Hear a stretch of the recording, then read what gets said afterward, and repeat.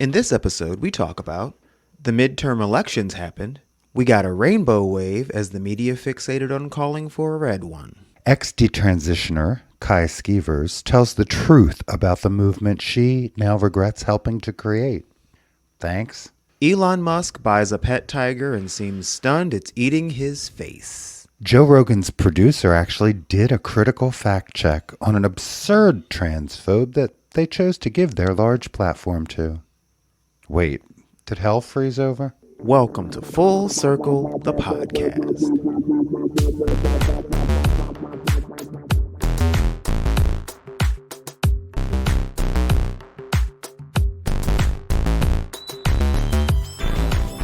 Coming to you from the dining room table at East Barbary Lane, welcome to another episode of Full Circle, the podcast.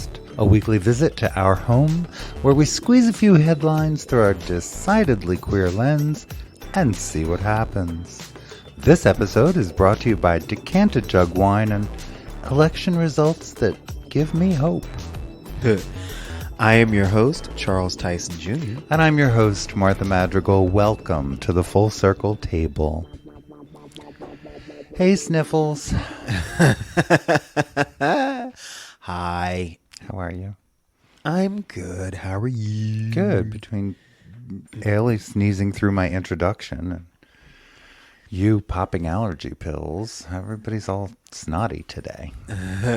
It has been a week. Chaw, has it? Tuesday was election day, Tuesday the 8th. We are recording today, Thursday the 10th. Yes. There are quite a few things still not known to us about the election, but I am hopeful. Yes, fingers are crossed. Yeah, I am very hopeful that the Democrats will maintain control of the Senate, and I am cautiously optimistic they will continue to control the House. Yes. That we probably won't know that for a while. Yeah. California is going to play a big role. New York has disappointed me, but, such is life. Making us wait for it. Yeah, New Jersey added a red congressional seat. But it's like Tom Kane's kid, and he has a, legacy. So, right. Yeah. We know how legacy hires go. Well. But, whatever. Overall, federally, good news. Locally, Pennsylvania came through and they did. Blew. John Fetterman is going to be the next senator from Pennsylvania, replacing Pat Toomey. Woohoo! Thank God.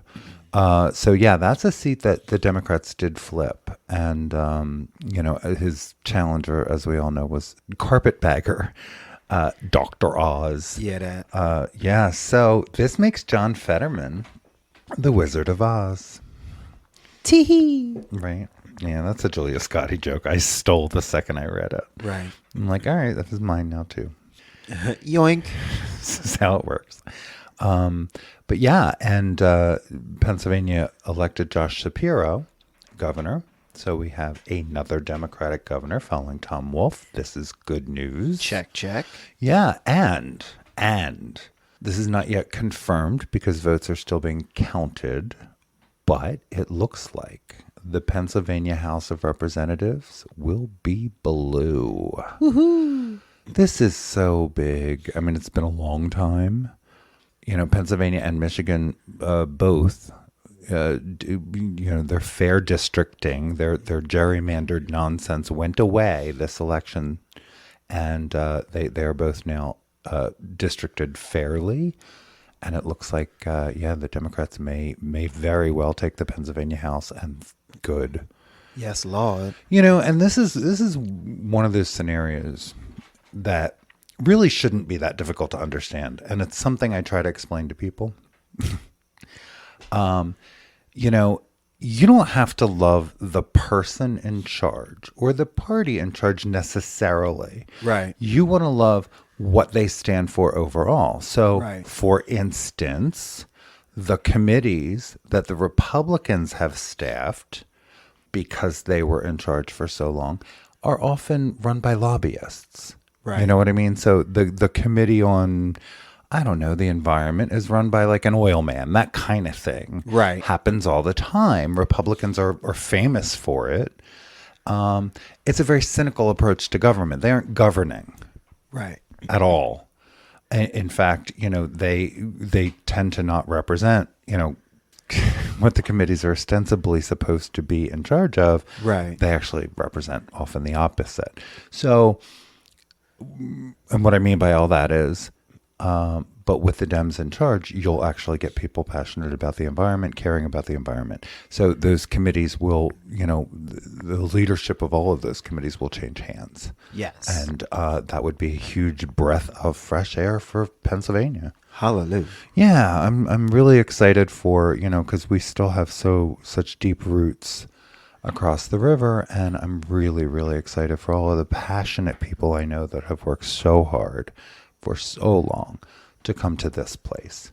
And thrilled for Fetterman, and congratulations, Josh Shapiro. Austin Davis will be his lieutenant governor. I believe that is an historic vote as well. So, good things across the river. It actually feels like there's good sense out there. Yeah, well, my heart felt condolences, though, to both Texas and Florida. Yeah. Floridians took a look at all of the nonsense that has been Rick DeSantis through COVID and beyond, don't say gay, etc., and said, yes, please, more of that. Yes. Let's have more. Give me more. We Give me have some more. we have not had enough of this, including the quote unquote medical committee deciding, all of the protocols in place for trans medicine, no, this should be decided by politician doctors, not actual doctors who care for us. So, that kind of nonsense is going to escalate, at least in Florida and Texas, because y'all haven't had enough yet. Right. And for all of our family, and friends in those states, I'm so sorry. I really am. I'm so sorry. Because I know how that feels. It's very defeating. Very defeating to, be in the minority and also have people actively fighting against your rights as a human. That part. Yeah. Yeah. The ultimate good news is that a lot of Texas has lost, so many times already in court. And I think Florida ultimately will. So much of what they're doing is unconstitutional and frankly illegal. But it takes time. And in the meantime, if you're the family, if you're a trans person, or especially if you're the family of a trans child, receiving life-saving care, you may have to, you're faced with, do I relocate? Do I go out of state for care? What do I do? Do I turn to the black market now to keep my kid That's real. alive? Yeah, it's real. It's sad. It's chilling. And it's all based in prejudice and hate, pure and simple. Yeah. There's no science behind it. There's no goodwill behind it. They're not protecting anyone. We're used to it. Anyway. So it was a mixed bag of an election.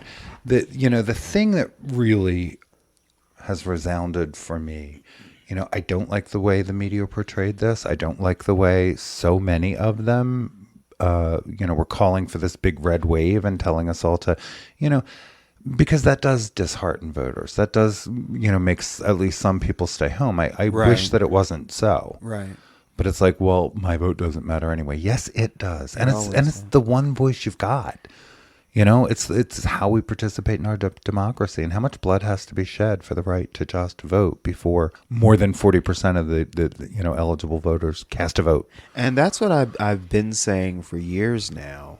No matter who you are, whether you're black, white, man, woman, if you are All the glorious shades in between. all the glorious shades and combinations in between, if you are an American citizen, your ancestors' blood is on your right to vote. Yeah, it is. Like, period. Yeah, it is. So who are you to throw that away?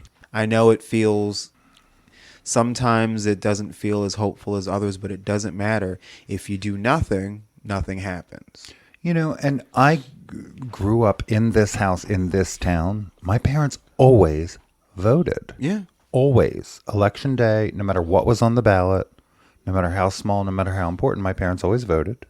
My mother worked the polls. I went to, with my father, usually because my mother was working when I was a kid, to go vote. And, I did the same thing with my children. So, if that wasn't your experience, make it your children's experience, please. If, set that example of participating in your democracy, because it is fragile. Oh my God, is it fragile? I remember being a little kid and going with my mom when she would vote. Yeah. And, I'm like literally knee high to her, but we go into the place, and then the curtain goes around, and then she pushes some buttons, and then we leave. And I know that was important. I never understood it. Yeah. Until I got older. Yeah. I feel much more passionate about that than I even do jury service, because it's ambivalent there. Right. So much needs to change in our criminal justice system, but this is what we have. One vote, one voice is what we have. And, I want politicians who are committed to making voting easier and more accessible for everyone to prevail. I want to see some of this money out of politics. I really do. Or greater transparency. Right. Dark money should not ever be a part of politics. We should know where every dollar is coming from. Exactly. At the very least. And campaign finance reform has been bandied about for a long time, but I will say, if the Democrats do take both the House and the Senate this time, I think there's a lot I want to see them do. Yep. And Martha will provide you all with a primer, I promise, of my wishes. But it was never an option to not vote. It was never an option, to not register to vote the first time you could. Right. I was 18, almost 19 the first time I voted, because, my birthday's in December. So it's like right after election day. So I had to wait. I had to wait. But of course I was registered. There was no choice. Yeah. It wasn't an optional thing. And growing up, it was like, you go vote. That's what you do. Right. So there should be more of that basic level of civic participation, and turn off the commercials. That's fun. Mute them, get up and pee. Yeah. Or, watch stream videos during election season. I know it gets on everyone's nerves. I mean, I get all the emails too, and I just delete them.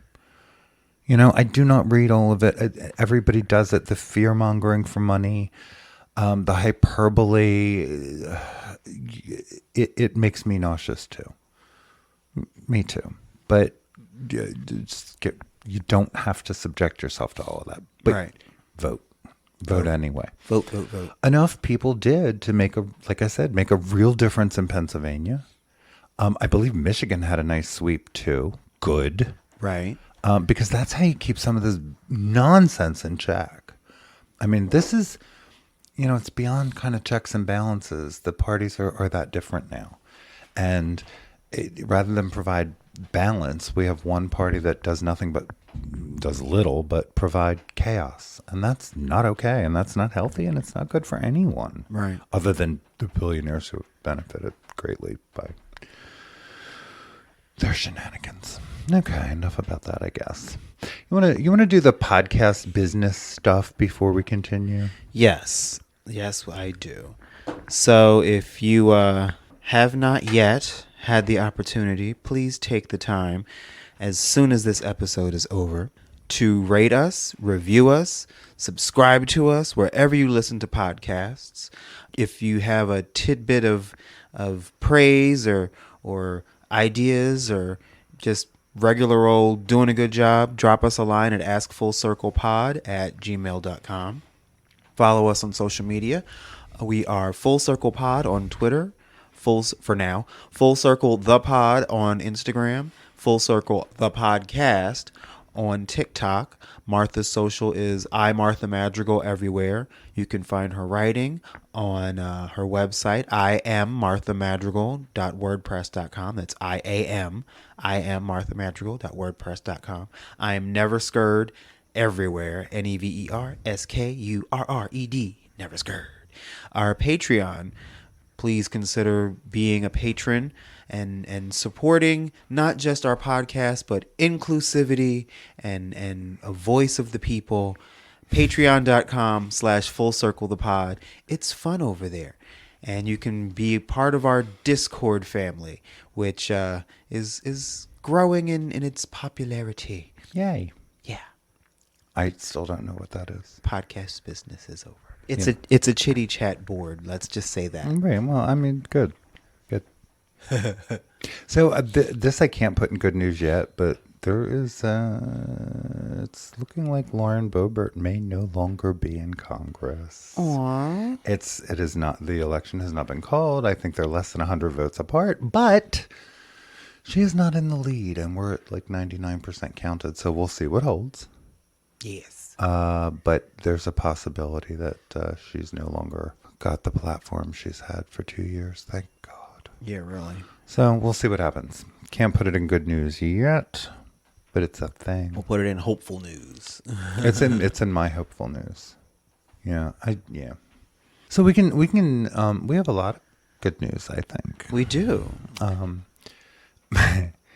I've alluded to the first bit of good news already, and that is the fact that there was no red wave.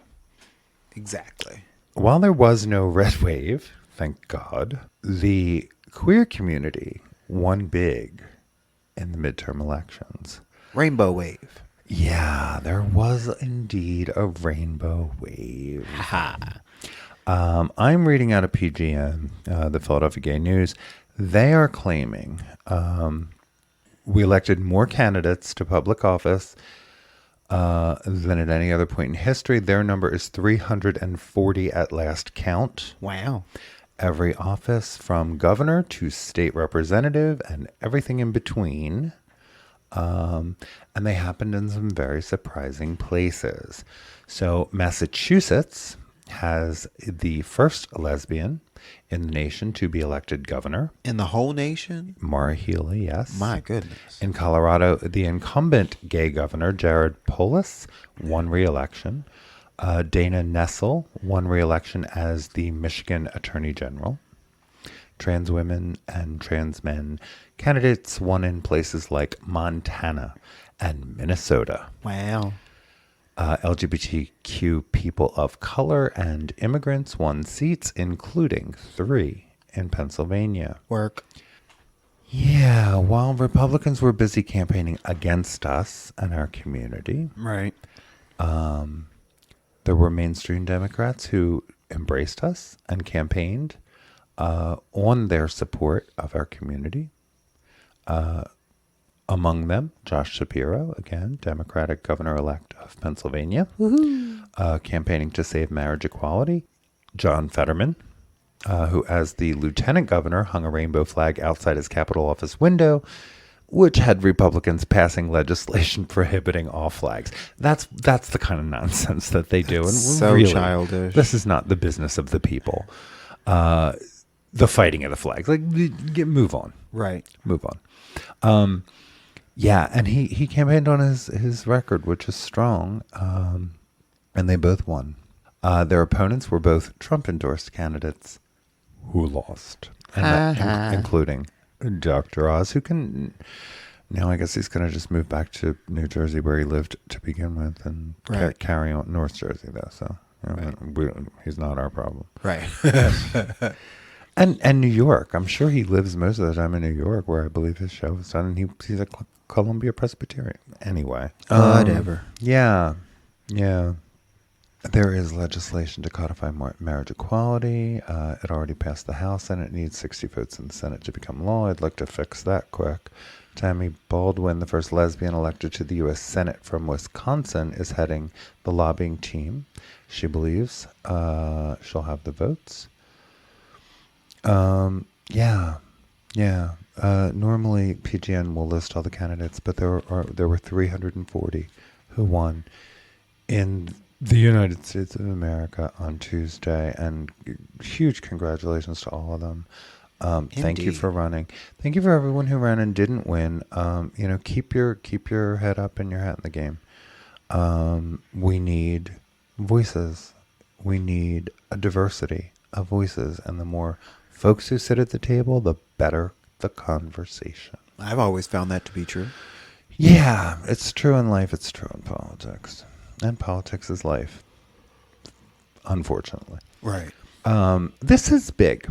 I think from the Oklahoman, Vicky Behenna has won election as Oklahoma County's next DA. She's the first woman to do so. Wow. She is a Democrat.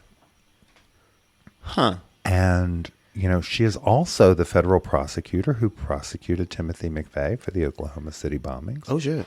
Yeah. She has a long history. What I found interesting, so I'm just breezing through this. She takes over in January. She was a federal prosecutor for more than 25 years before she became a defense attorney in 2014. What I found really interesting about this whole thing is that in 2015, she became the executive director of the Oklahoma Innocence Project. I'm not familiar. Well, the Innocence Project fights, wrongful convictions.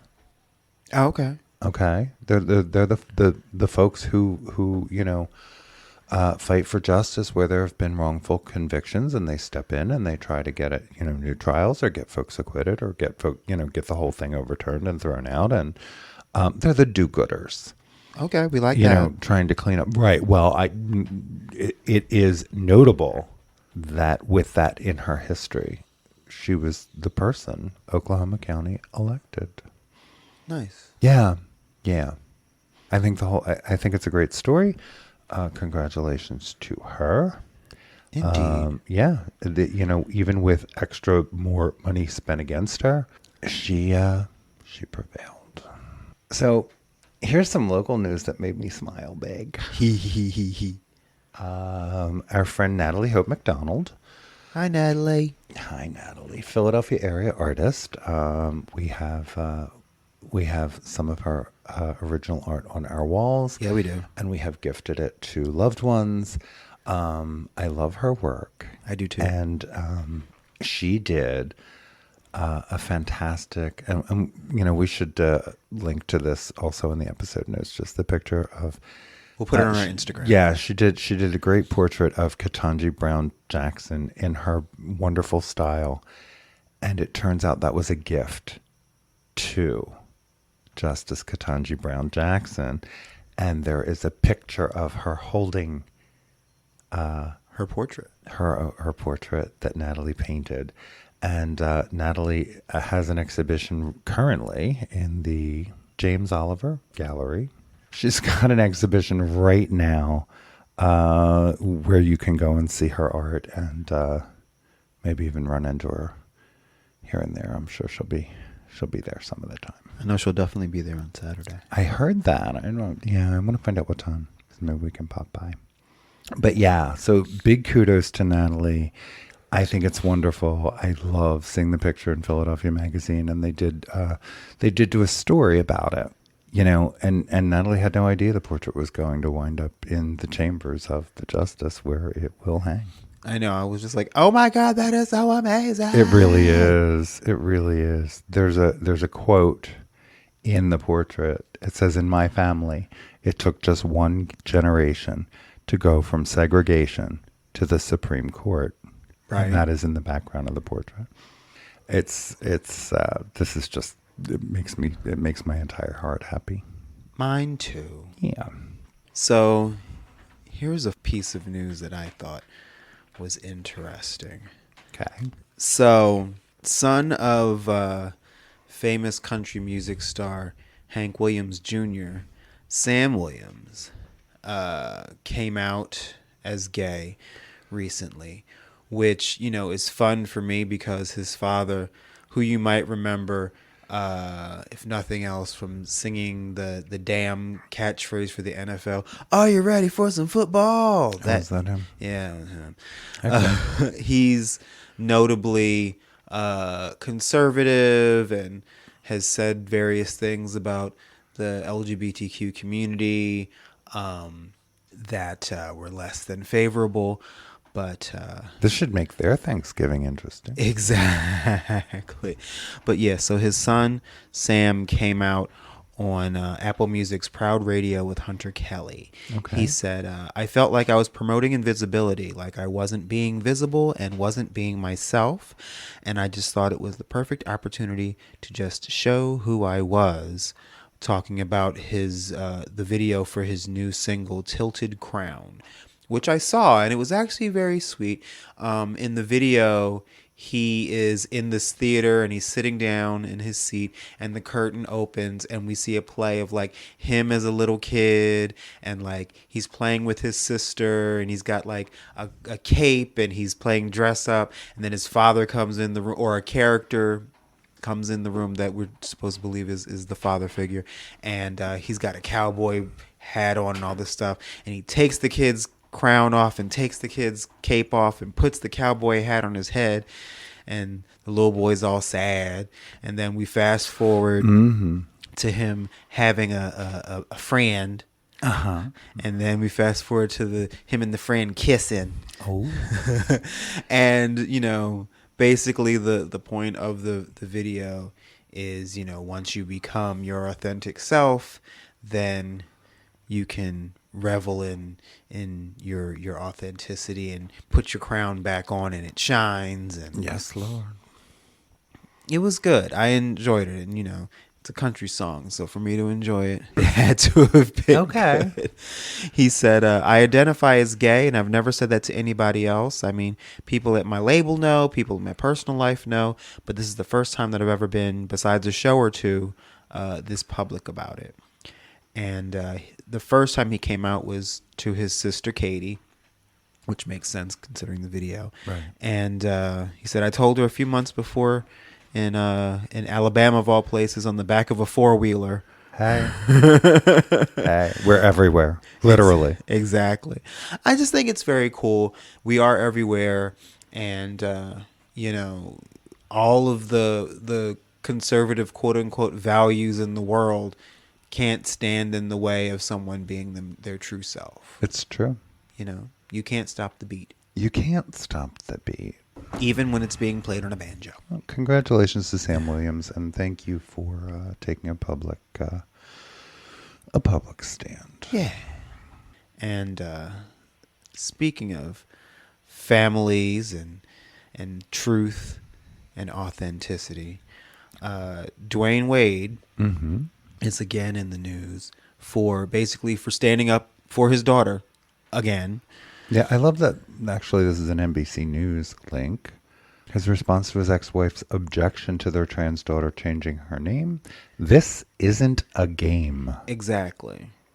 She's claiming, good for him. Yeah, she's claiming that he's trying to profit off of the public persona of their daughter, because she's starting to get attention and she's starting to get like sponsorships and things like that. And so his ex-wife is accusing him of doing all this for profit for himself. Please. Exactly. Oh, please.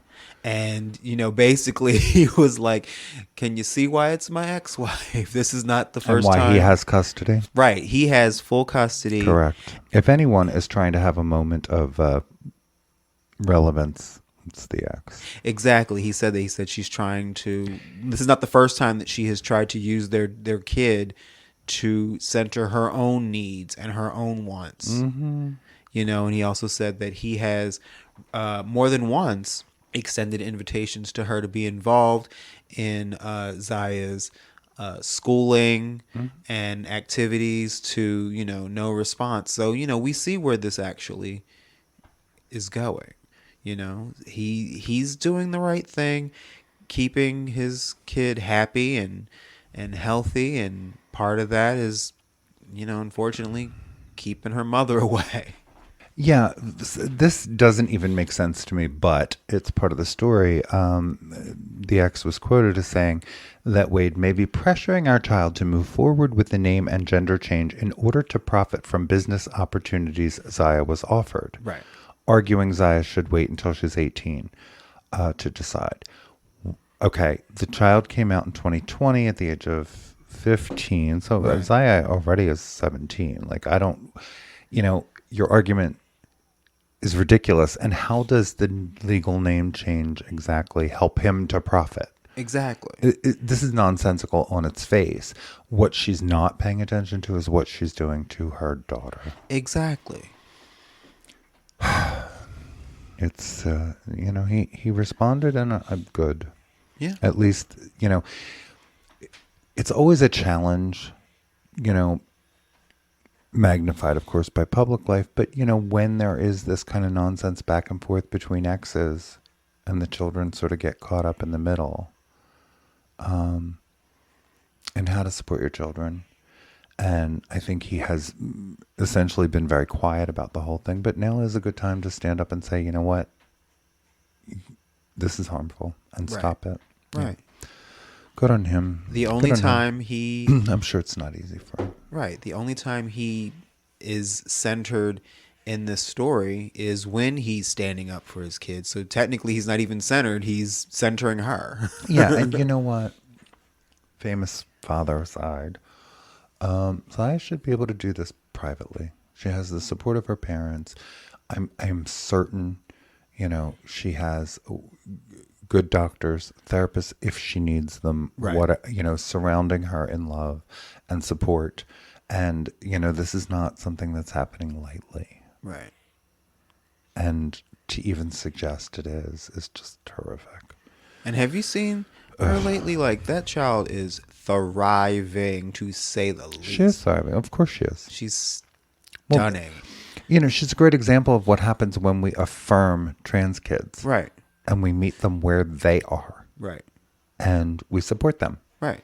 That is what happens. Then that's when they get to be normal children. Uh-huh. That is when, once they're affirmed in their gender, they, then we're letting kids be kids. Uh-huh. It's fighting that. It's fighting that thing that you don't even understand and that has nothing to do with you. Right. That people should be ashamed of and knock it off already. Right. Just stay out of it. Unless you are the parent of a trans child or you're trans yourself, you actually have no business in this conversation. None. Right. None. Like, let this child. I don't like it. I don't care. Right. I know you find me icky. I don't care. Right.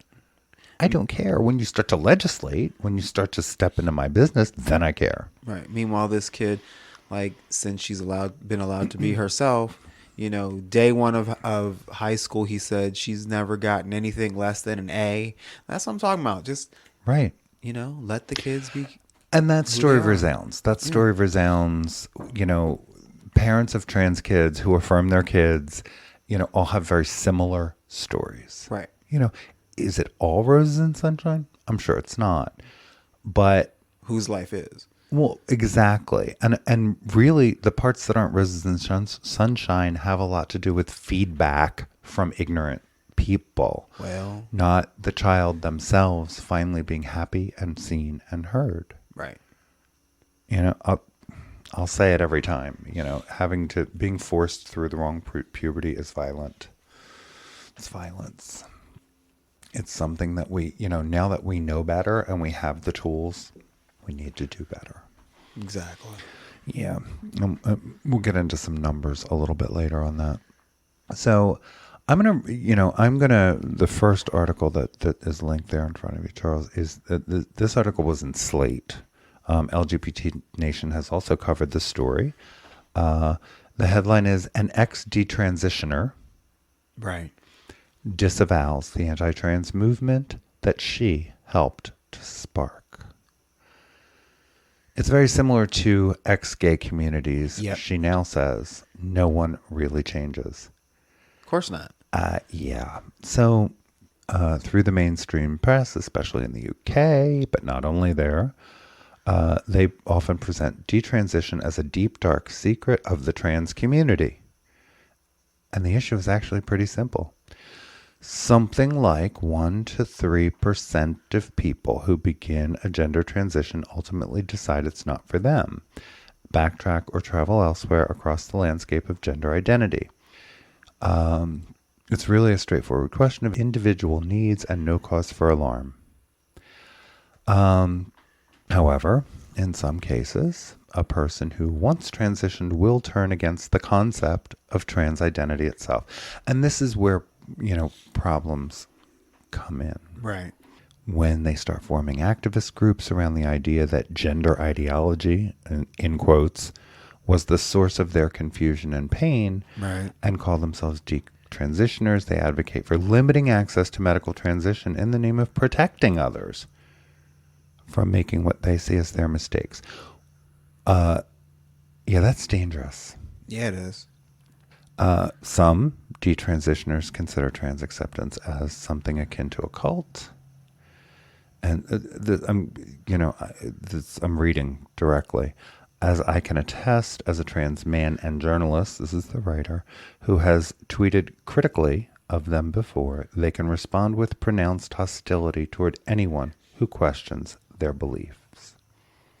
No surprise there. Right. Now, some former members of this so-called detransition movement have themselves grown disillusioned with detransition orthodoxy and are starting to speak out. They report that despite their efforts to change, they're still trans. Right. And most of the time, that is exactly the case.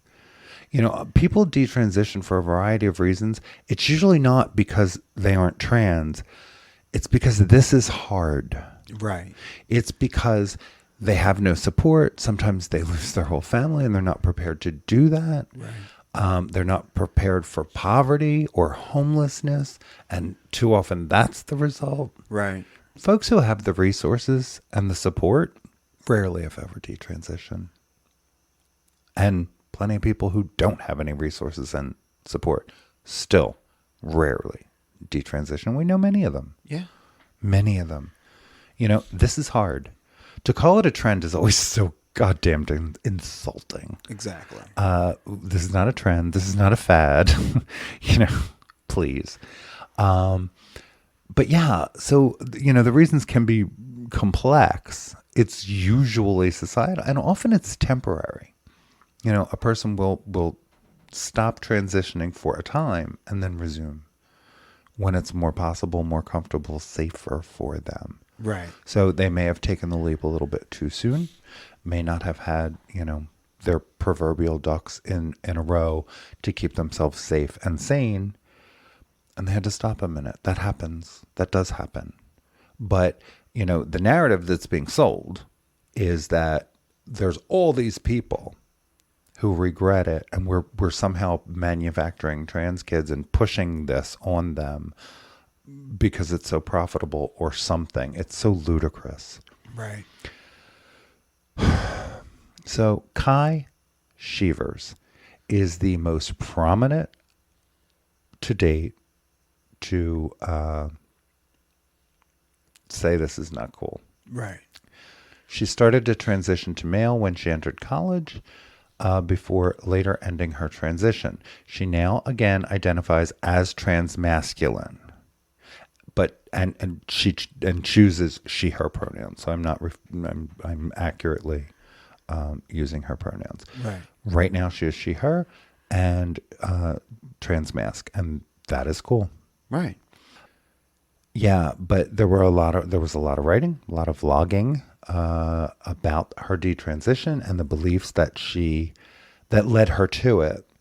She was interviewed for 2 major articles on detransition, both by cisgender female journalists, for both The Outline and The Stranger. Both pieces tell the story of Schevers identifying as male when she entered college, starting testosterone therapy soon after her mother's death by suicide, and going off T, while still identifying as genderqueer. They end with her giving up her genderqueer identity, embracing the idea that not only her gender dysphoria, but all gender dysphoria was false and caused by internalized sexism combined with trauma. an idea she did much to advance and proliferate online. It's false. Today, she has recanted this view. According to her, just like the ex-gays of the 90s and 2000s, many of who claimed they overcame their sexuality after religious conversion. Of course, we know that's bullshit. Right. Only to reaffirm it later. Some detransitioned people still struggle in private against feelings of gender dysphoria that they can never fully suppress. It's very similar to ex-gay communities where there's a story out there that people change and it's great and everything, she told me. No one really changes. They learn to keep their desires under control. Yeah. Well, I mean, that's what happens. You know, like, people don't stop being gay. Right. Okay. And I've yet to meet the person who proclaimed being gay and wasn't. I've met them. I mean, maybe that's a thing, but you met them? Nope. Because usually it's like, okay, well, maybe you're not gay, but you suck a mean dick. Right. Well, You know, okay. you may not be gay, but you know the handbook, girl. Well, and here's the thing. If there was not stigma, okay, if there wasn't still stigma around being queer, around being trans, this, you wouldn't see nearly so much Of course. of what you do see. Right. But it's a small percentage to begin with. Right. A really good article in Slate. Detransitioners may be a small group. Even the highest estimates are in the hundreds, compared with an estimated number of trans-identified people in the low millions. But they have been influential in publishing their denial that trans identity is real. Publicly, detransitioners disavow not only their individual transition histories, but also the fact that transition helps trans people worldwide to live comfortably in their own skin. Although a few men also identified as detransitioned, most of the community congregates in sex-exclusive online forums for detransitioned women only. They believe gender dysphoria is common among women and disappears when they learn to love and accept their female bodies. Yeah, that's not how this works. No. Oh, God. They have gained influence, you know, because of strong interest in their stories by both anti-trans activists and some journalists. In addition to being featured in countless horror stories aimed at frightening parents of gender nonconforming youth and undermining trans people organizing for their rights, this influence translated to a major loss for trans rights in the UK last December, when Kira Bell, a detransitioned woman, successfully argued in court that doctors and parents of trans youth were incapable of helping them to navigate decisions about transition-related treatment without court oversight. What kind of horseshit is that? Anyway. Yeah, okay. That case, though, was what finally prompted Schevers to go public with her criticisms of the detransitioned women's movement, despite being one of its founders. You know what? Welcome back. Welcome back. My sibling. And thank you for speaking out because it's important. You know, she did say, you know, people give a certain weight to those detransition stories. We always tried to emphasize that there were a lot of us, but the gatherings that took place were not large. They never got more than 30 women. And not all of them were detransitioners. She added, trans people deserve access to support, and it makes no sense to shut down people's access to medical transition just because some people end up detransitioning. Thank you, amen. At 35, she is no longer saying she was wrong about everything. Either in her transition or her detransition, she now identifies as a transmasculine, butch, dyke, genderqueer, something like that. And uses she, her pronouns. She, her pronouns contrast with her male-sounding voice and masculine presentation. She doesn't think that every single detransitioned woman is really trans, and understands that others may have different experiences. Schevers believes strongly that every person deserves the right to question their gender identity and find their own path. There's not always space in trans and queer communities for trans masc people to talk about internalized misogyny. I could talk about it openly without worrying that people were going to be upset by it within these detransition circles. She even sees the good in some of the ideology based in radical feminist ideas about internalized misogyny and male violence. Not all the radical feminist ideas were terrible either. I learned a lot about women's history. A lot of what I read was pretty interesting, and I'm glad I explored this stuff. Yeah, I think, the takeaway is that this person is standing up courageously and saying, it's not that simple, because it's not that simple. Right. And again, we know that very few people actually ever do detransition. Even among youth, by the time we're talking about puberty blockers, by the time we're talking about the decision to either stop them and continue with, the puberty that was coming, or to go on HRT, by that point, very, very, very few ever regret it. Sure. Yeah. Politicians and lay people with no skin in this game need to stop talking about it. Yeah, really. And maybe try to start talking with us instead of about us. Well, that's just crazy. Yeah, I know.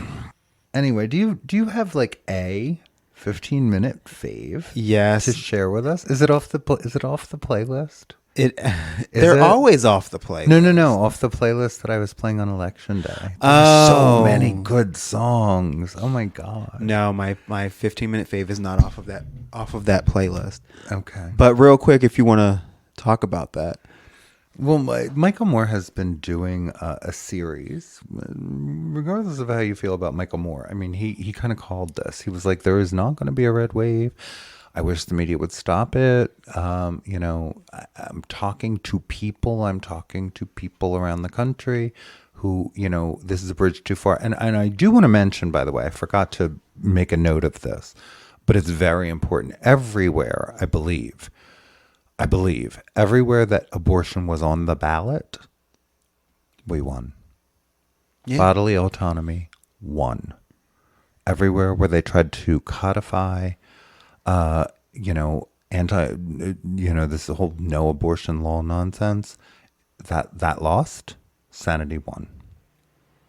And slavery is officially banned in Tennessee.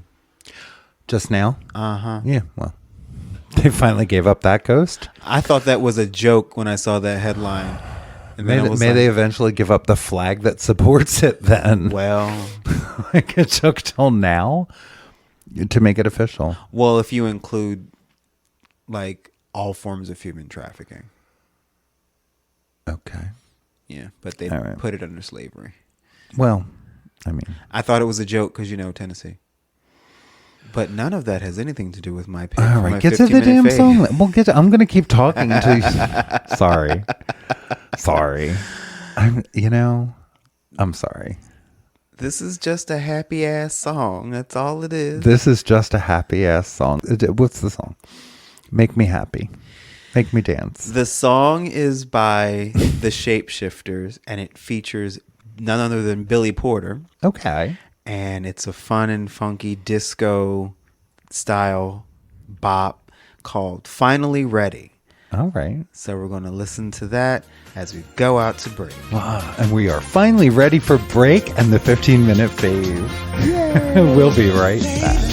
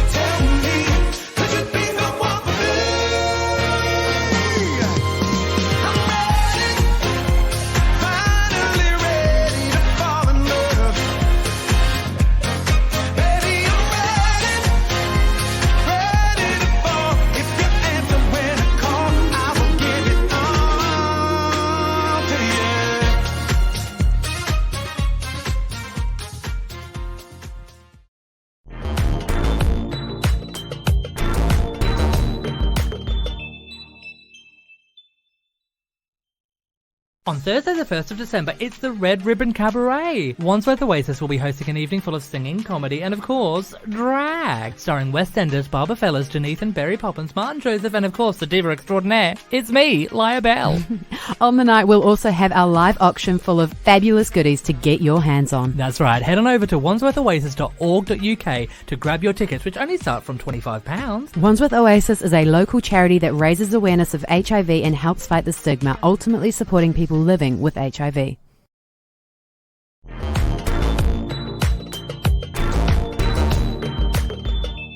And we're back. We're back. Well, that was fun. Right? Yeah, it's fun. It's a happy song. So is this margarita. Thank you. You're welcome. Yeah, because it's time for the cavalcade of nonsense. Yeah. Here we go again. Well, let's start us off Let's just plow through this garbage. with a culture element of the cavalcade. Okay. So, a theater in the UK, the Icarus Theater Collective in particular, is facing a bit of criticism after announcing its plans to stage William Shakespeare's Romeo and Juliet set in 1930s Germany, with Romeo as a member of the Hitler Youth and Juliet as a Jewish girl. Why? That's the question that nobody could really answer. And like, I'm looking at the poster art for the play, and Romeo is spelled in like the big harsh gold militaristic font with the eagle over the M, and then Juliet's has got a Star of David over the I. Within moments of the promotion of the play, let's just say the response on social media was swift and harsh. I would imagine. Basically a resounding, what the hell are y'all even doing? And the director has since apologized, but still defended the production. They said, "We apologize and are deeply sorry for the offense we caused. Our Romeo and Juliet is a criticism of Nazi fascism and its particular relevance today, made in consultation with the Jewish community, including the director. Our casting director removed key information, and we failed to notice." So basically, you're trying to make this a love story set again. Just no. Okay. Like, no. Of all the backdrops, like, that just don't work. It just don't work. No? It's very like boy in striped pajamas to me. Was that a mistake? I don't know. Was it? No, I just mean like, what you're trying to like romanticize this. You can't. Are they? Yeah. Well, I guess sort of. Like literally. I mean, yeah, Romeo and Juliet. I mean, but are they? Or is it? I don't know. But yeah, probably. Like, they're still good in a Nazi. Is that the idea? Like, I don't know. I don't see a way that would work. And Thank you for this margarita. there are so many other plays that you could use. Yeah, every remake is not well thought through. Yeah, no. Maybe if they glue their hands to the wall. Stop. But the campaign against anti-Semitism, they said, "We struggle to think how this could be anything but tasteless. It is staggering that anyone would find this play about morally equivalent feuding families to be an appropriate way to explore Nuremberg-era persecution of Jews by Nazi Germany." Thank you. That makes perfect sense. Yeah. Morally equivalent feuding families is very different than that. Yeah, I was just struggling to find out, like, what is there any rationale or value in doing this? But no, I guess there really isn't. Well, because with the Montagues and the Capulets, there's no real reason ever given for why the two families are fighting. Right. They just hate each other and have for so long. Right. It's very clear why the Nazis did what they did. Like, they left no room for ambiguity. Yeah, I don't see a reason to humanize a Nazi at this point That part. in any way. And not that they would, like, I don't know their script like that, but you kind of are, especially if you stick to the script, right? Right. It's 2022. Act like you got some damn sense. Yeah. That's all. I All was right, just well. like, what? It definitely belongs there. So, billionaire man baby Elon Musk Yeah. is starting to go through the things that he likes and doesn't like about Twitter and putting his little stamp on the platform. And the first thing he did was fire everyone. Mm-hmm. And then the next thing he did was say he's going to charge for a blue check. I know, I love that. I think the third thing he did was beg all the advertisers to please not flee Twitter like ticks off a dead dog's ass. Which they're still doing. Yeah, they are. But his whole thing when he wanted to take over was bringing back quote unquote free speech to the platform. And he said that he thinks content moderation is too heavy-handed on Twitter. And he reportedly has two top priorities, according to Bloomberg News. Mm-hmm. The first is Twitter's general misinformation policy, which penalizes posts that include falsehoods about topics like election outcomes and COVID-19, which personally I was glad to see put in place. It was a great policy. Yeah, it was a good policy. Like, that was the whole thing of like when you go to share an article and you might not have opened the article and it says, are you sure you want to share this yet? You haven't opened it. You want to read it first? Like, I appreciated that. Yeah, I do too, because, these fools are just spreading whatever they want to spread, and then they're fighting their right to do so. And, it's harmful. Mm-hmm. It's harmful. Mm-hmm. It really is. The second is that Musk has also asked the team to review Twitter's hateful conduct policy. Mm-hmm. According to The People, specifically a section that says users can be penalized for, quote, targeted misgendering or dead naming of transgender individuals. Gee, how much of this has to do with the fact that you have a trans daughter who can't stand you? Ding, ding, ding. Ding, ding, ding. So the rest of us should absolutely suffer because of it. Of course, it makes perfect sense. Uh-huh. This is why we don't need billionaires. That part. When we say the rich, we just mean the first one. Yeah. Just the one. Although I imagine he would be like chewy and bitter. It's metaphorical. I know. Yeah. But still, if you got to prove a point, you got to go all the way. But anyway. No, I don't. I decide when I'll go all the way. Thank you. This comes, only a couple of years after Elon's official Twitter posted pronouns suck. So it's like, okay, we see where you are in this whole thing. Mm-hmm. Is there going to be a Twitter by the end of all this? Is it even going to be a thing? Or is it just going to die? The new thing I'm hearing about is Mastodon. Mm-hmm. A lot of people are starting up Mastodon accounts. Wasn't that a dinosaur? Yes. Oh, God. Does that bode well? Like, I don't know what it is. I mean, the logos are little cute little cartoon dinosaurs, and they're all happy and smiling, but I don't know. Okay. Do we know anything about their policies or no? I don't know yet. I did start to have an account. I started to make an account, but like I was having trouble finding topics because you like pick topics that you want to have shown to you, and there was nothing that I really cared enough about that I wanted to like commit to. And until enough people are on it that it makes it worth it to make the shift, I don't know. But I'm just saying Mastodon is going to be the next big thing because maybe so many people are talking about leaving Twitter and starting Mastodon accounts. Whatever. But my question was, will Twitter survive? I don't know. Yeah. Or will there be a fire sale and sanity will be restored at some point? Exactly. Yeah, the bank is out $44 billion. Right. Or something. Yeah, he grossly or overpaid 40, for that shit. Yeah, 40 of the $44 billion. Yeah. So it doesn't bode well. One of the big podcast groups that I communicate with primarily on Twitter has started a Discord channel that I've been enjoying. So, we'll see. I personally don't know how upset I'll be if Twitter goes the way of the dodo. Yeah.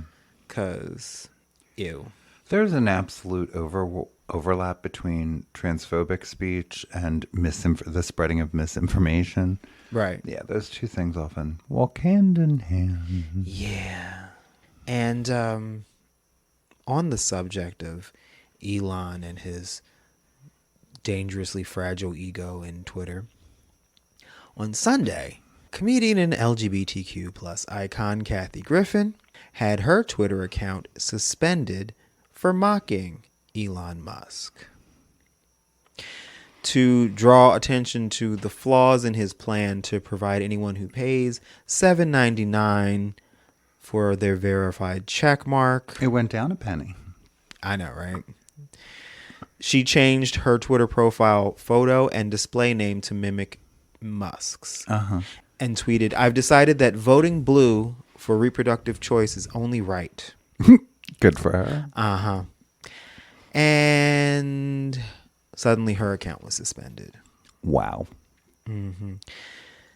Elon Musk then tweeted early Sunday evening, "Going forward, any Twitter handles engaging in impersonation without clearly specifying parody will be permanently suspended." Wow. Okay. So this is just like his private little fiefdom now. Exactly.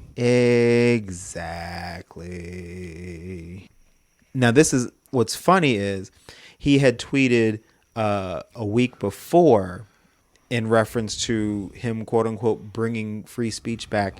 Quote, "Comedy is now legal on Twitter." Oh, really? He forgot to add, "as long as it's not about me, because I can't handle it." Right. Because even though I have multiple billions of dollars, I can't afford balls that are made of something stronger than Fabergé eggs. I think they're fairly strong, aren't they? No, they're very fragile. Oh, are they? That's why they're so expensive. Oh, okay. I didn't know. Yeah. I don't have one. I don't know. That's the whole point of it. Oh, okay. I thought they were just exquisite and expensive, but they're also delicate. Right. Okay. Which is part of the reason why they're so exquisite and expensive. Gotcha. Because they're very elaborate. But Well, this is some elaborate bullshit. right. See, now I feel, I kind of felt bad that I never got into the Twitter thing. Like, if I do anything, I'm a little ninja. I will go say what I have to say, and then I leave. I don't read the shit that they say behind me. Right. Because it's never nice. Right. I mean, some of it is, but most of it's not. I'm not going to read that garbage. Yeah, Twitter is the sewerest sewer that ever sewered or sewer. I think the last thing of consequence for me that I weighed in on was Bette Midler. Right. Yeah. And then I went away. Right. I mean, I think some things get retweeted when I write and stuff, but that's like you, not me. Oh yeah, I always retweet your stuff. Yeah, it's because I don't Twitter. Right. I basically I don't Instagram either. handle really. your social media. You do. I mean, I Facebook Right. still, and that my pictures and stuff wind up, I think, on Instagram automatically. Yes. So there's that. And I'm people like trying your to stuff. participate. I'm trying to be a team player, but I just like so many platforms, so many things. Right. You know. Yeah. So I just my only question in all of this is he going to tank Twitter, and how long is it going to take? Because he's losing. He doesn't understand the very nature of what he's purchased. He really doesn't. Right. He just wants to be able to say what he wants to say, as horrible as it is, and not have any recourse or any. That's what he wants. Yeah. Yeah. He bought himself a platform. I hope it was about that. Or something. Yeah. This is. Ugh. He bought himself an echo chamber. At least that's what he thought. This was just an interesting little, really, no one thought this through moment. So lead singer of heavy metal band Judas Priest, Rob Halford, who is very out and proud gay and fabulous, was inducted into the Rock and Roll Hall of Fame. Good. At the same time, so was Eminem, who is notoriously homophobic Yeah. in his music, and he likes to think that because he appeared on stage at the same time as Elton John that we're gonna be okay with the shit that he said. What an odd verse of Kumbaya this is turning out to be. Right. And I'm not going to sit here and say I don't understand Eminem being inducted into the Rock and Roll Hall of Fame, Okay. but it's like you see who else is going to be on the dais that night. You couldn't have made one of them wait a year. I don't know. That's all. It was just like a moment. I mean, at the end of the day, they're both insanely rich white men who are getting an award, which is going to continue to make them insanely rich white men. So, whatever. Yeah. But it just made my little eyebrow raise. That's all. All right. Yeah. But Jimmy Jam and Terry Lewis are also being inducted, and Janet Jackson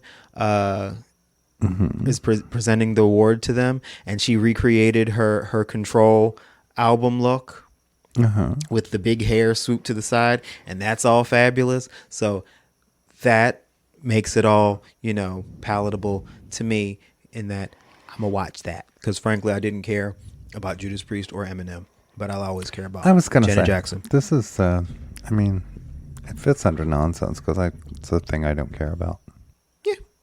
Yeah.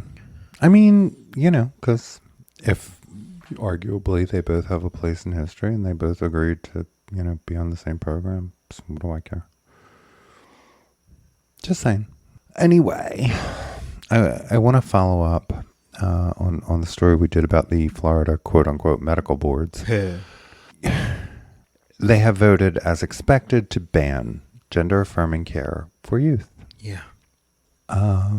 They're trading the suffering of trans youth and their parents for cheap political points. Yep. So I'm reading out of LGBTQ Nation. They voted to institute this ban on gender-affirming care. The new rules, proposed by Florida's Health Department in April, backed by, of course, by Ron DeSantis, who just won re-election, prohibit gender-affirming surgical procedures, which don't actually happen, so that's fine. Right. Almost never performed, of course. Medications like puberty blockers and hormone therapy, though. And any other procedure that alters primary or secondary sexual characteristics for the treatment of gender dysphoria. So I guess if they're treating precocious puberty with puberty blockers, they're maybe still allowed to be used. I don't know. I don't know if they... I talked about this last episode. I'm not going to belabor it, but... that one of the ridiculous things that was said was, we have to understand the cause of gender dysphoria. It's like, oh, okay. Which is bullshit. This is all so much, it's political bullshit. Right. These boards are now political, period. Yeah. Full stop. Yep. Yeah. Proponents of the ban, of course, which we also talked about, were allowed to speak first with misleading and false claims. Of course, that's all they got. Yeah. One falsely claiming 90% of trans youth detransition, which is absolutely patently false. Right. And then, of course, I think they cut off conversation, where the community and supporters or, detractors of this whole nonsense, this political show, were involved. So, like I said, I the only thing I have to say about that is they did, of course, vote to advance what they were, there to do, which is screw with trans people. That's all this is about. They are ignoring all the science. They are ignoring all of the doctors who actually treat us, all of our therapists, major medical associations who are non-political in this world and in this country, in order to advance a very cynical political agenda that, costs mental health and may cost lives, period. Yeah. Yeah, so... That's Florida now. Yay. Well, it is. So this I thought was interesting. I work hard not to say this man's name very often at all. Matt Walsh. With his "what is a woman" bullshit. But this was interesting because he went on Joe Rogan. Another name I try not to say. Well, also, yeah. But he was fact checked. I didn't know they knew how to do that over at Joe Rogan. Apparently they do. Yeah, he told he told a huge lie, claiming millions of American children had been put on hormone blockers. Because he's a part of advancing this false narrative based on a lot of false information. Yeah. Which all comes across as psychotic Mad Libs. Yeah, he was forced to admit that he basically made it up. I want to get to exactly what was said. He, went into his claim that drug companies and healthcare providers benefit financially by prescribing medication. Puberty blockers specifically. Right. Used to delay puberty in some children who have expressed that they are trans, to allow them to develop emotionally and mentally before the permanent effects of puberty occur. Quote, I mean, they have staked everything on this. Bullshit. They've also staked their professional reputation, because that's the other problem. Not only is the political incentive and the money, but if they admit that they're wrong, which they're not, then they're also admitting that they have horribly disfigured and abused thousands, maybe millions of kids. The reason I don't talk about this person is because they talk exclusively out of their ass. Yeah. Rogan asked, how many people have had this done? We're talking about puberty blockers. Walsh replied, depends on what. I don't think we have exact numbers, but if we're talking about the drugs, millions. Millions of kids have been on hormone blockers? Really? I'm sure somebody's going to fact check me on it, but we guess it's that. We're into the millions now at this point. Yeah, that would be my guess. Walsh responded. Yeah. So, he continued to make absurd claims about double mastectomies, again, using numbers that he made up. And that's when Rogan's producer, Jamie Vernon, interrupted. It turns out that millions of children hadn't been prescribed puberty blockers. Nope. Do you know how many? How many? Children have been placed on puberty blockers in the last 5 years? Tell me. 4,780. Over the course of how long now? 5 years. Less than 1,000 a year over the last 5 years. Yeah. Yeah. Rogan read a Reuters article out loud to his audience, saying, which is apparently where this number came from, that would be a big undercount. Less than 1,000 a year. Yeah. So my point was, these people lie. Yeah, they do. I don't know what Matt Walsh, other than he's getting rich. Right. By allowing himself to spread lies about my community.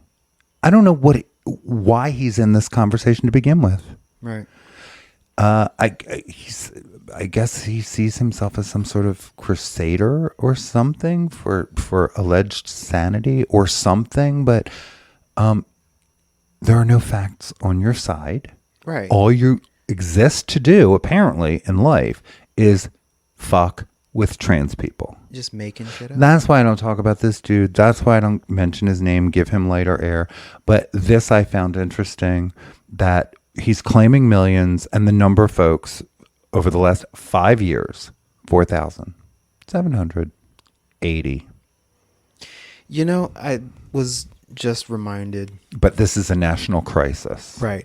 These people that just say things, they just say things.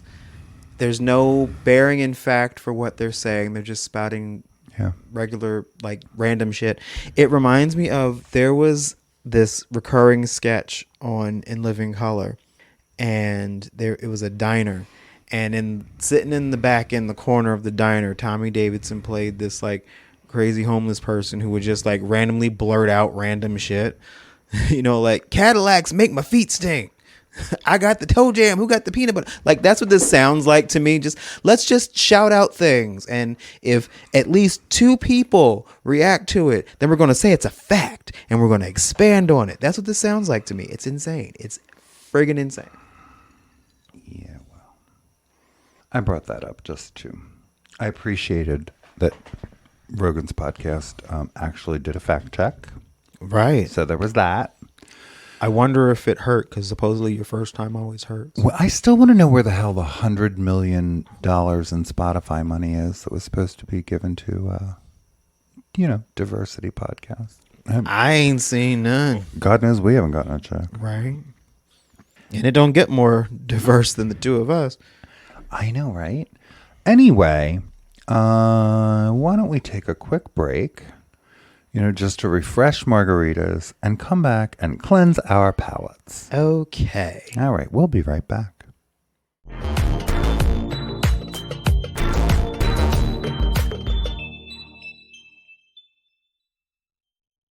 Did you grow up with a lack of parental supervision? Do you know all the lyrics to The Fresh Prince of Bel-Air? Remember Mayor McCheese and the Fry Guys? Have an inexplicable love for the California Raisins? Can you remember Madonna's original phase? Then you might be a part of the Doom generation. Laugh until you cry with us each week as we stumble blindly through the memories of the movies and other random things that doomed us to be the salty, sarcastic, sardonic ladies you want to hang with. You know us, you love us, you can't fucking live without us. Doom Generation, available everywhere you find podcasts.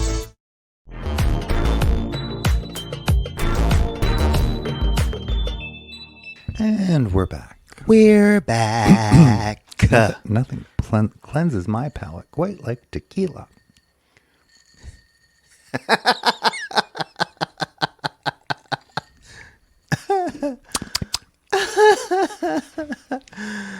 You're silly. Thank you. You're welcome. So I don't know much about this because actually I just heard about it, but Laverne Cox has a new talk show, I believe, on E, and it premiered last night. It's called If We're Being Honest with Laverne Cox. Oh, okay. Yeah, so that should be really interesting. I mean, she's got lots of stuff going on, and which is wonderful, including her Barbie doll, Right. which I still don't have one of. But this is cool. This is big. I we don't get a lot of chance to talk, especially on a major network. Exactly. So this should be really kind of cool. Cool. So the finale of Ink Master happened, and it's been a week or 2 weeks now. So I can say spoiler alert but whatever. Does it matter who won? Well, it does in that. So. Okay. Spoiler alert in 3, 2, 1. DJ Tamby won the finale of this season of Ink Master, which makes him a 3-time winner. Okay. Which, yes, okay, fine. I really enjoyed his tattoo. It was very, very good. He deserved to win. Can we get some new people on this damn show now? I've been wondering about that because it's starting to feel very incestuous. Right. I'm like, wait a minute, I know these people and I don't even watch this show. Right. We need some new people so that new people can win. I thought that was kind of the whole point was, elevating the art of tattooing and right. For like 8 seasons but it's only for this certain group of people, it seems, at this point. Right. For 8 seasons, they had a new group each time. And then they started finding reasons to bring back this one and then this one, then whole casts worth of people. And now they had winners against, people that almost won. It's like, okay, you proved your point. Can we start over now, are you saying Ink Master is a big circle jerk? It's kind of become one, yeah. Okay. Yeah. But, I still watch it and enjoy it. But right. I'm ready for some new blood now. So. Yeah. It'd be fun. Yeah. I wonder if they're ever going to do that again. Just like have all new contestants competing against one another. That would be nice. Yeah, it's weird how they keep recycling. You know? That's become the career of these people. Right. Is being on Ink Master. Right. And it's like, okay, yes, you won 3 times, but it's like you shouldn't have had the opportunity to win 3 times. Yeah, kinda. That's all. It's like, Although it's less annoying when Jeopardy does it. Although Jeopardy does keep having new people too. Because we just watched what was that called? the exhibition. The exhibition game. That was fun. That was fun. Because they were just kind of playing for points. There was no money. It didn't matter. Right. They changed what they were playing for every time. Like, I'll wager 1,400 magic beans. Yeah, but it was like the 3 top champions. Right. Including Amy Schneider. Yes. Right? Yes. Got her name right. And hosted by Ken Jennings. Right. So it was fun. Yeah. It was a fun. Because when were you going to get them all in the same space again? So there you go. Right. It was fun to watch. And that shit was hard. It was. Like, even Some by of it was hard. even by Tournament of Champions standards, that was hard. Yeah, like, I don't know. Don't know. They didn't know. Even a lot of Amy- it, they didn't know. Even Amy was like, "Wow, what are we doing?"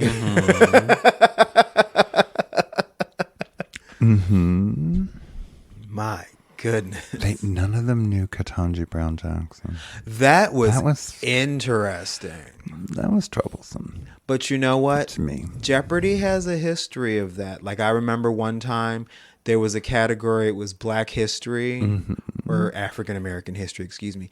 And they whittled away every single question on that board until just African American history was sitting there completely untouched. And I was just like, And how did they do? Do you remember? Not well. I think they did like okay, because I remember like the first half of the questions being like remedial ass 101 level questions. Yeah, but our latest Supreme Court justice is a pretty remedial ass question, if you ask me. Well, yeah, That was weird. that was weird. That was very weird. And it was like 3 named people or something. Like there was, Right. it wasn't hard, but nobody got it. And you I'm like, oh, okay. Black woman on the Supreme Court. That's not hard. Yeah, it's really not. It's not a long list. Just those. Yeah. If you'd have said black person, you'd have had a 50-50 chance of being right or wrong. Yeah, but when you say black woman, you kind of made that 100%. Nobody got the answer. Nobody got the answer. Oh my goodness. So here's a question that I posed. Has the Great British Bake Off jumped the shark in our house? No. No, you know what the problem is? I'm binging Law and Order. That's the problem. I'm back to, my old comfort food. And the Halloween episode was on my nerves. Well, yeah, but you were also a bit cranky about it after the fact when we were watching the next episode. Yeah, a little bit. You were like, I don't care about these people. I don't care about what they're doing. I don't care. It's election season, and unless it wasn't clear this episode, Martha gets deeply interested in politics. I mean, I try to stay up on what is happening all the time, but I become immersed in what's going on, and then some things just feel silly, and I can't explain it. Well, I don't know why they got on my nerves. The little bald man, he annoys me. Yeah. And I don't know why. And it's not because he lost weight. No, of course it's not. It's not that. Although he does look a little creepy. A little bit. It's got, a little bit. But that's I don't know why. I mean, I watched it all the way through. Yeah. I don't know. Yeah, you're not as enchanted with this season. I guess part of it is that I liked binging it. Right. I think. You don't like having to wait for a new episode each week. I guess. I don't know. And I understand that. Yeah, I don't know. I wouldn't say it's jumped the shark. Okay. Well, I've never seen you be this ambivalent towards the show before. I think I'm probably a little annoyed that they never, as far as I can tell, they never addressed the whole Mexican episode. They just pretended that never happened. Right. Which is very British. Keep calm and carry on. Nothing to see here. Nothing to see here. Colonizers. What do you mean? Like, yeah, it was because that was. We found all these things in this museum. You're right. That They was were just such, laying there. Such a faux pas that I thought maybe they would have something to say, which is nope. Mm-mm. Okay. Pretend that never happened, I guess, or something. And then I don't know why the Halloween thing was bothering me, but it was just like, oh God, I don't care. I think because I watched it after Halloween, and I'm like, No, it was enough before of it. Halloween. Oh, was it? Yeah. Oh, well, then it's just me. I'm cold and dead inside. Or something. I did not care. Well, we didn't watch the really- last episode. We figured out who got thrown off because I by the time we got to the showstopper, I was like, I don't care. I have no interest. Well, that was the Halloween episode. Yeah. Yeah, we skipped it and went to I the next skipped. one. I Yeah. was just like, whatever. Yeah. We'll figure out who's gone. And it was who I thought would be gone. So I was like, all right. Well. Right. Yeah. Sorry. I was just wondering. I want to like it. And it was, the last one was fine. It was fine. Well, this is like your refuge. So it's like I if you're know. being ambivalent towards your refuge, then I know. And I don't know what to say about that other than, well, now your refuge is Law and Order reruns, actually. So yeah, isn't that weird? And again, there's just such a cadence to it, and I always kind of find the topics interesting. And again, I don't glorify the police or think that it's reality television because it's not. But yeah, that's somehow comforting to me. It's like Kathy with Gunsmoke. How many times she thinks she's watched the entire series? I can't even imagine. right. But she's still, she's having another binge. I'm having another binge of Law and Order. I may or may not have given in to curiosity and gone back and started watching seasons of Drag Race that I heretofore was boycotting. Yeah. Okay. Well, that's on you. So Yeah. I started watching season 12, and God damn it, I was having a good time. Yeah. Again, might be just me, but I've been in them. I've been in those dressing rooms, and I'm like, yeah. Well, it's funny because they tried to manufacture. They did this thing where like the first episode. It's so weird talking about season 12 when we're like way past it, but like they did this thing where like the first episode was like the first 7 queens, and then the second episode was the second 7 queens, and then they finally saw each other for the first time on the beginning of the third episode, and they tried to like manufacture this whole like rivalry, and this group isn't going to like this group, but then like a beat happened, and then this one recognized her friend on that side, and they were just like, oh my God, it's you, and then like it just broke the whole thing. Maybe I should revisit marijuana.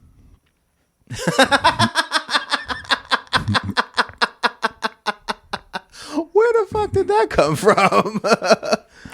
Maybe that's my problem. Because I'm sitting here going, I don't care. Oh, this margarita's good. I don't care. Maybe that could be the missing element. I know where you could find some. I didn't say I had to look far. I just said perhaps. Perhaps I've been too hasty in my judgment because I can't care. You're unable to can. Yeah. There's so many things like, don't care. Don't care. Well, fine. Who are you? Nobody. No, I mean, who are you? Why? Are we wrapping this up? Is that There's nowhere else to go. is that what you're doing? Like, you're done now. For this week, you've said all you're going to get to say. Where is there to go after I don't give a fuck? It's not everything I don't care about. It's just, Well, you're also very easily annoyed. And I don't get high, but maybe I should. I'm very easily annoyed. I think that's a big compliment about you then. If I'm very easily annoyed and you're still here, that says a lot about you. No? Thank you. You're welcome. That was like a, sideways compliment. Thank you for listening to this episode of Full Circle, the podcast. I guess we're done now. I am Martha Madrigal. And I am Charles Tyson Jr. And you've been listening to Full Circle, the podcast. Thank you for joining us. And we'll talk to you again next week. Bye.